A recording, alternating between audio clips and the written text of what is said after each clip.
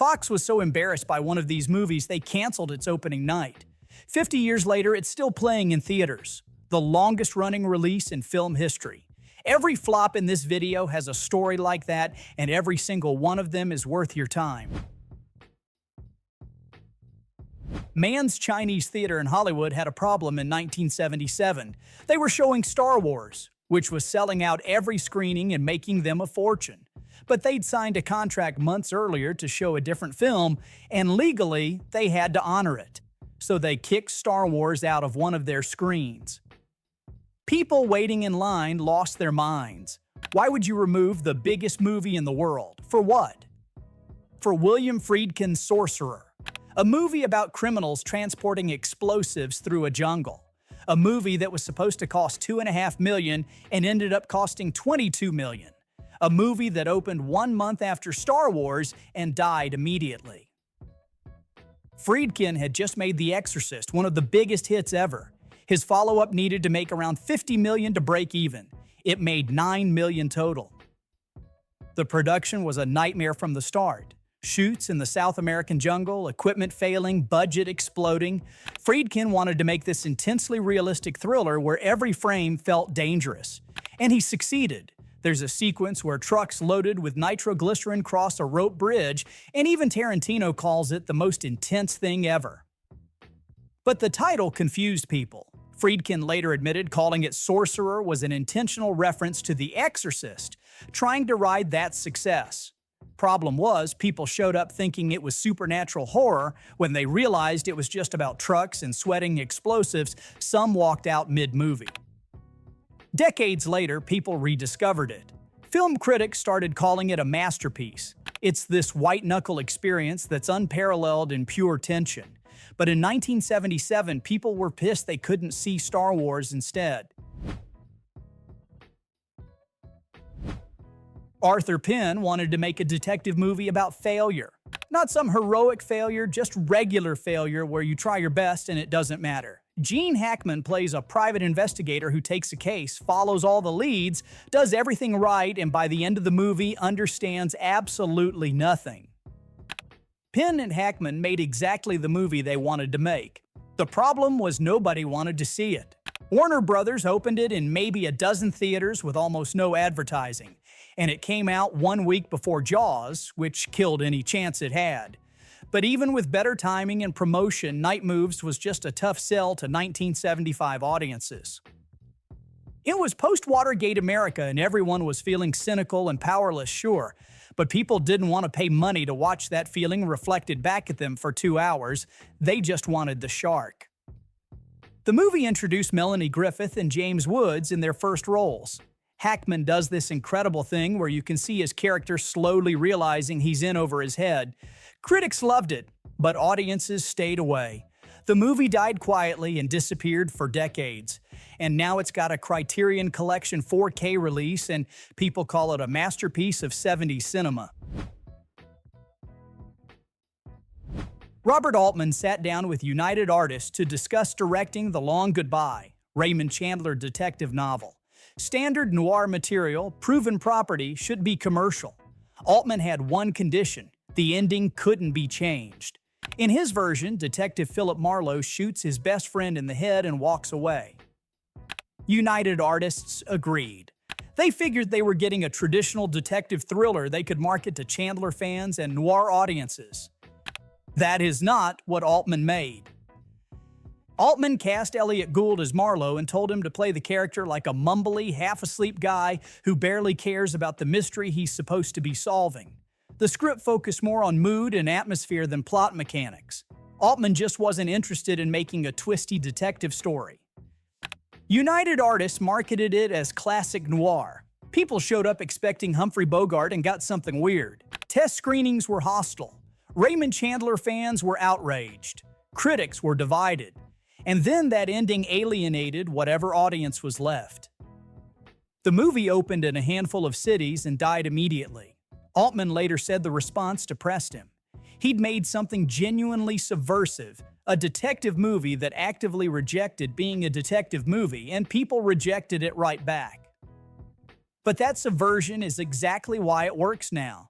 The Long Goodbye doesn't care about explaining itself or meeting genre expectations. It's this strange, moody thing that prioritizes vibe over narrative. If you go in wanting traditional noir, you'll hate it. If you let it be what it is, it's fascinating.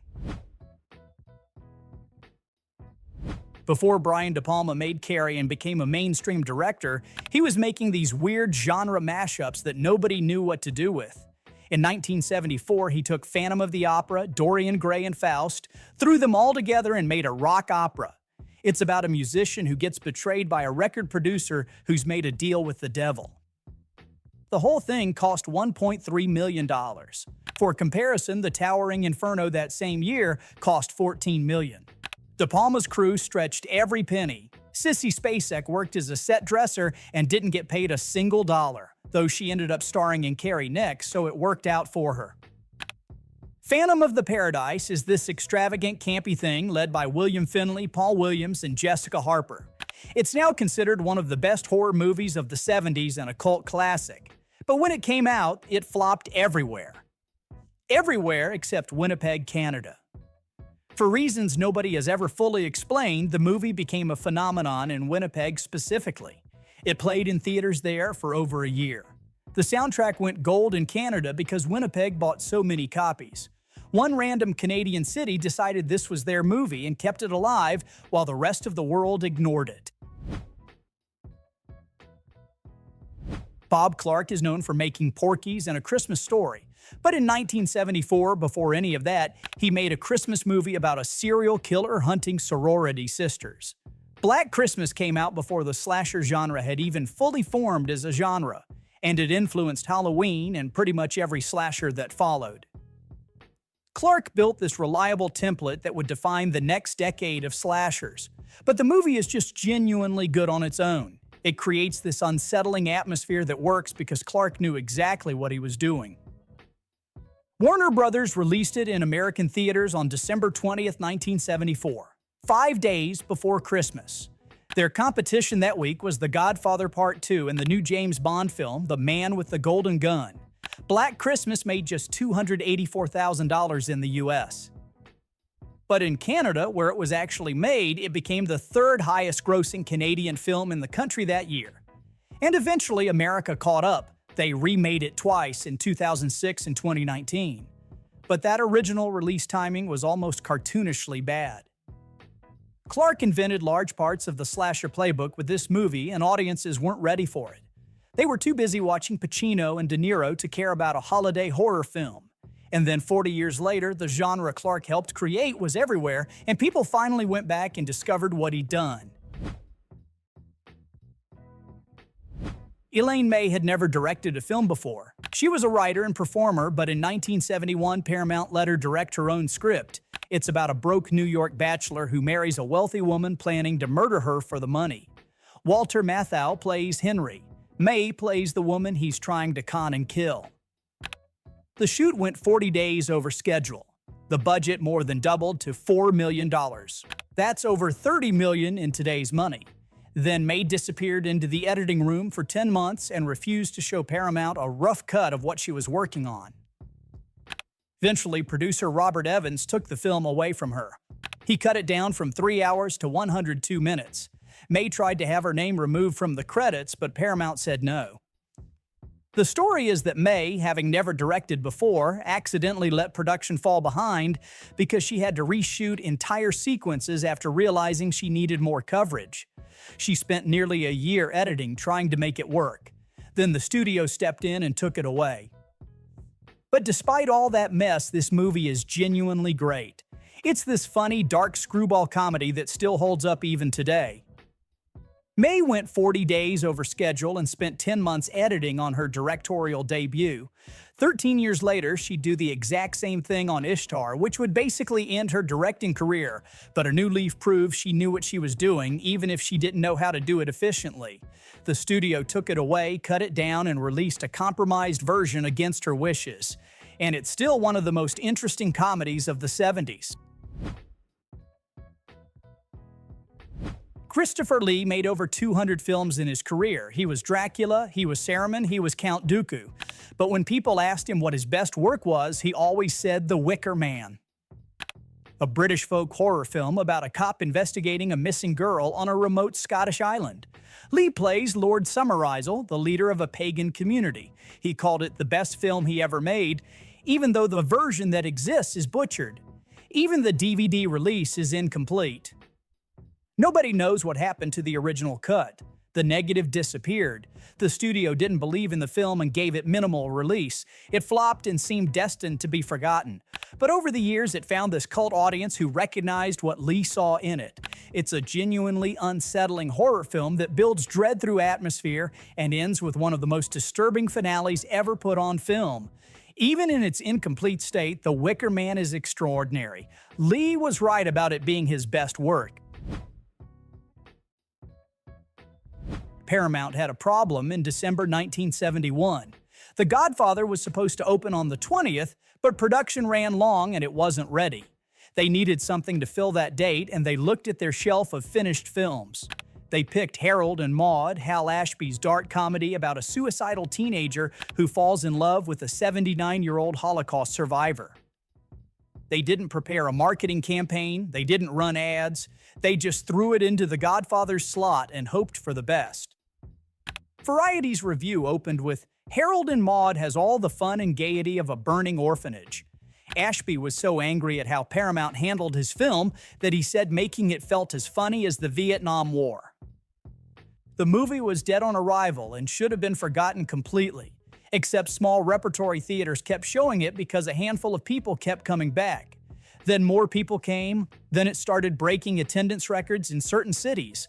This weird, morbid comedy that Paramount dumped with zero support somehow built an audience through pure word of mouth. Paramount noticed and re-released it in 1979, then again in 1983, and it finally turned the profit.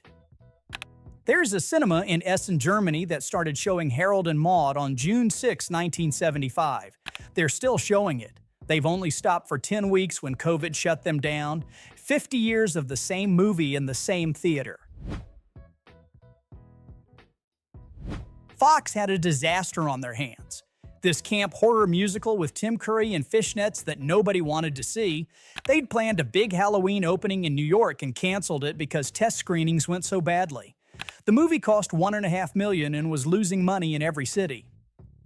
Fox tried pairing it with Phantom of the Paradise, another bomb, figuring maybe two failures would help each other. They didn't. Then Tim Deegan, an advertising manager at Fox, pitched something desperate. His exact pitch was, "My marketing plan is two-pronged. No advertising, and you can only see it at midnight." It's the kind of idea you pitch when you've got nothing left to lose. Fox agreed because what else were they going to do with this thing? They start showing Rocky Horror at midnight on April Fool's Day, 1976, in Waverly Theater in New York. A few people show up, then a few more. People start dressing up like the characters. Within months, it's a phenomenon. Fox never officially pulled the film from release, which means technically Rocky Horror is still in its original 1975 theatrical run. It's been 50 years. The movie is still playing in theaters. Longest-running theatrical release in film history. A $1.5 million disaster that's now grossed $160 million through the strangest business model in Hollywood. Quaker Oats decided they wanted to make a candy bar called the Wonka bar, so they funded a movie to promote it. The entire budget came from a cereal company with zero film experience. Every dollar of it was marketing for the candy bar. They made demands. Change the title from Charlie and the Chocolate Factory to Willy Wonka and the Chocolate Factory. Make Wonka the sinner, not Charlie. Roald Dahl, who was supposed to write the screenplay, hated the changes so much he eventually disowned the film. Then the Wonka bar failed. The formula was defective. Depending on who you ask, it either melted on shelves or tasted terrible. Either way, Quaker pulled it from stores within months of the film's release. The entire reason the movie existed was to sell that candy bar, and the candy bar was gone before the film could build any momentum. Paramount distributed it, but when their contract was up in 1977, they declined to renew. They considered it commercially worthless. The rights went back to Quaker Oats, who sold them to Warner Brothers for $500,000. Warner didn't know what to do with it either, so they put it on TV in the 80s and suddenly it became a hit. It played on cable constantly. Kids watched it over and over. An entire generation grew up with it. By 1996, Warner did a 25th anniversary theatrical re-release, made an additional $21 million. That $500,000 purchase turned into one of the greatest accidental bargains in entertainment history.